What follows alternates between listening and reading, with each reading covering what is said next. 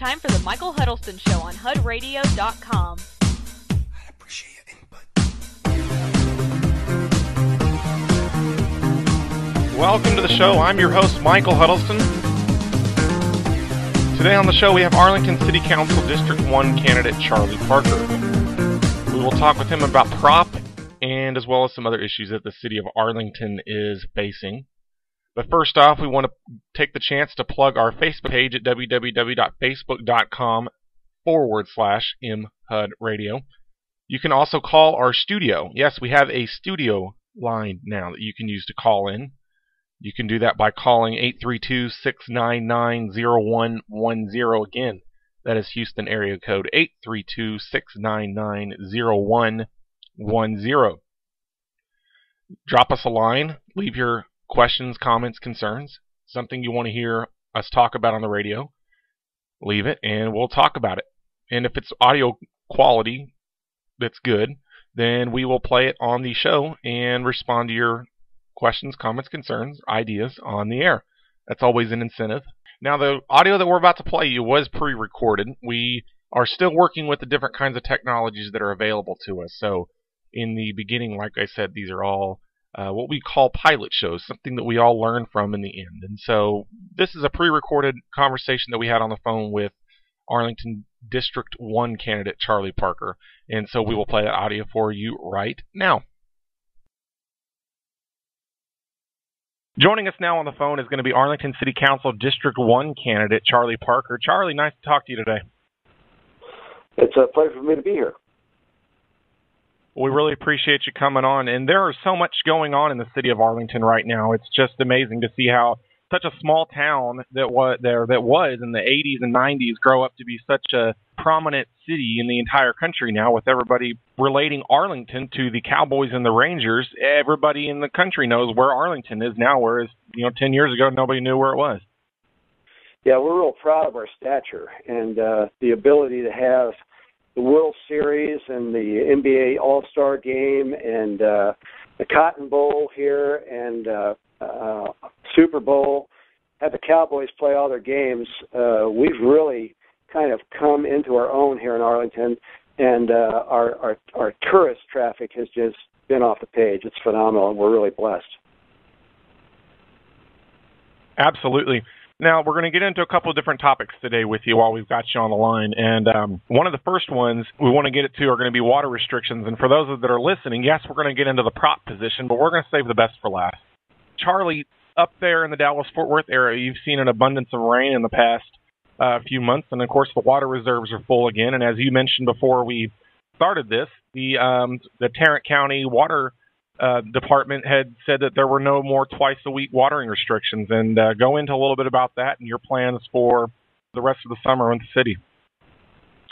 Well, it has been Betsy Price's agenda to have us on 2-day-a-week water restrictions. She's the mayor of Fort Worth, and she had a coalition between the Arlington mayor, Mayor Cluck, and the Irving mayor, and anyway, they all signed on this pact to go on to 2-a-day water restrictions. That being said, however, we have been blessed with the rainfall of 50% higher than our normal rainfall for the first part of this year, and we're entering the wet portion of our year in May, which is the wettest month of the year. We have, in Arlington, we draw our water from Randall Chambers and also Cedar Creek Lakes, which is about 85 miles south of here. We are full. We're opening our floodgates. So for those mayors to entice their city councils to try to pass 2-a-day or 2-a-week watering restrictions, it is very, very difficult to utilize reasoning and come up with that solution. So what happened in Arlington is it came up for a vote, and it was moved before the floor by Robert Rivera, and then it couldn't find a second, so it passed without vote. So the Arlington City Council saw fit to rest with the citizens and simply say, hey, at this particular time, we're not in drought restrictions, and therefore we're not going to invoke two-a-day water restrictions. Now, Betsy Price found the same problem over in Fort Worth, and so the two-day-a-week water restrictions have been lifted as of this morning.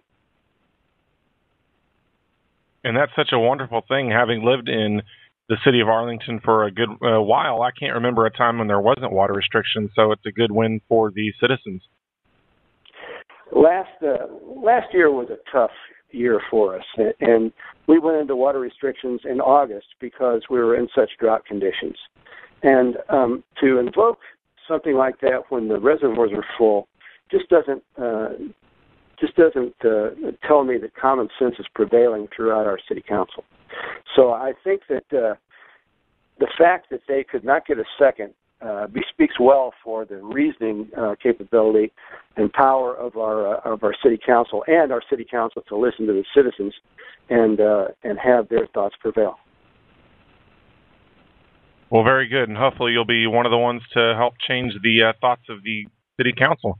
The second topic that we want to get at with you today is the 95-gallon trash bins, and there was a reporter from the Star-Telegram that reported that over the last year, water bills have risen 25 cents on average per resident to cover the cost of the Republic Company in picking up trash. So why is having 95-gallon trash/recycle bins not a good thing?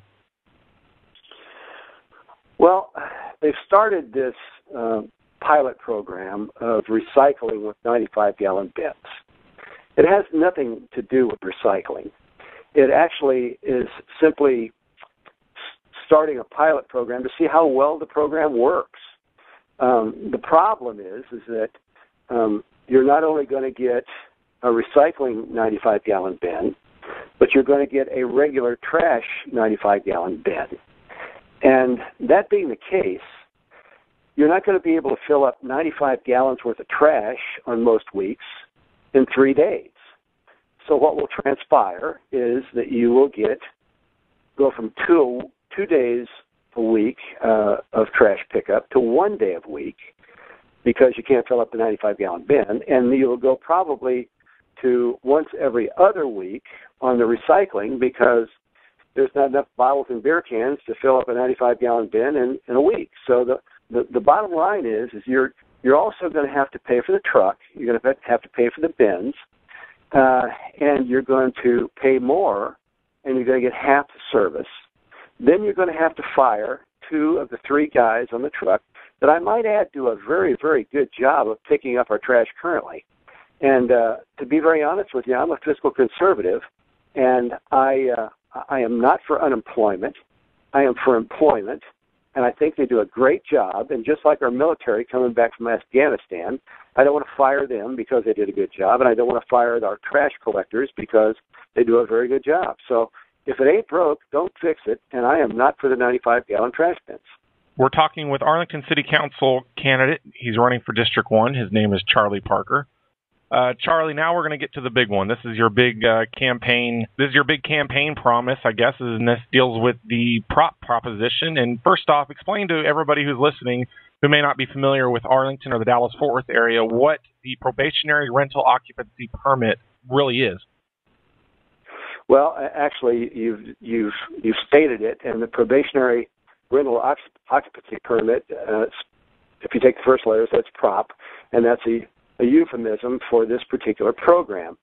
Now, we have a density problem up in North Arlington, and back in 2005 in August, Katrina hit Louisiana, and we opened the arms of the city up in September, and we had 1,100 refugees come up from Louisiana and enter our city, and they stayed at the El Ziotum facility and also the Salvation Army facility. And they, as they melded into our society, they came into their own in a apartment complex near what is called Lincoln. It's called President's Corner, which is the corner of Lincoln and Washington. And essentially, that element of our society has moved into those those apartment complexes. Now, there are certain people that need good quality apartments to live in, and I am all for providing those particular apartments. The problem that we have is that when the sinister element of society and crime moves into that area, we have to deal with it, and we have to deal with it in such a fashion as to eradicate it. And I'm one person that is ready to deal with this particular problem because it has gone rampant in our society up here in North Arlington. So, essentially, what happens is if you have a problem property, a complex of apartments that gets a call from the police department, 3 calls in 2 years, you go on the PROP program. And essentially, when you are on the PROP program, if you have a rental unit that you want to rent from one of these problem properties, it holds the owner responsible for the tenants. And you have the opportunity as a city to go in and inspect that particular unit before it is rented to ensure that the city codes are upheld. If there are black mold or bug infestation or asbestos or lead paint issues, then those things have to be fixed before not only that apartment can be rented, but any other apartment in the complex can be rented. So that is essentially what transpires if you have a deadbeat landlord that lives, say, in New York or L.A. or Miami and is not local and on the ball here in Arlington. We're going to hold their feet to the fire, and we're going to say, hey, you own this property, and we want you to be responsible for it and live up to the city codes. And, of course, this wouldn't just be a proposition that's in effect for that area of Arlington. This would also hopefully clean up the East Arlington areas as well that have experienced the same kind of crime and problems throughout the years. Am I correct? It can be utilized throughout the city. Yes, that's correct. Well, very good. And, Charlie, that's about all the time we have for today. But one last question. I know that there are some people here in this part of Texas that are wondering, how is the tornado cleaning up going? Actually, the tornado thing is actually working out very, very well. We did have some scam artists that were in the area, and they were kind of pilfering and preying on the people that had difficulties and were in dire straits. But the Arlington police has cleaned that up very, very rapidly. I think that you'll see that all the insurance people have showed up. All the first responders have done a great job in maintaining the responsibilities and comforts of the citizens. And it is we've had concerts that have yielded monies for these individuals that have tried to ease the pain. And for the most part, it has gone very, very well. And I'm very proud of Arlington and its citizens for the way that it has conducted itself. Well, I have family that live in the South Arlington area near where the tornadoes hit, and I just have to take the opportunity to just express my pleasure with Arlington Fire and Rescue and everything that happened on that day. And I know us here at the studio wish everybody in Arlington who was affected by the tornadoes, let you know you're in our prayers, and if there's anything we can do, let us know. But Charlie, it was nice talking to you. Thanks for coming on. It's my pleasure. And anytime you want to discuss any topics here in North Arlington, I'll be more than happy to spend my time talking to you. It's a great honor for me to be able to express myself on your medium. Charlie, thanks. Have a good night. Easy. Join us next time for more of the Michael Huddleston Show. Be sure and check out the Facebook page at www.facebook.com/mhudradio.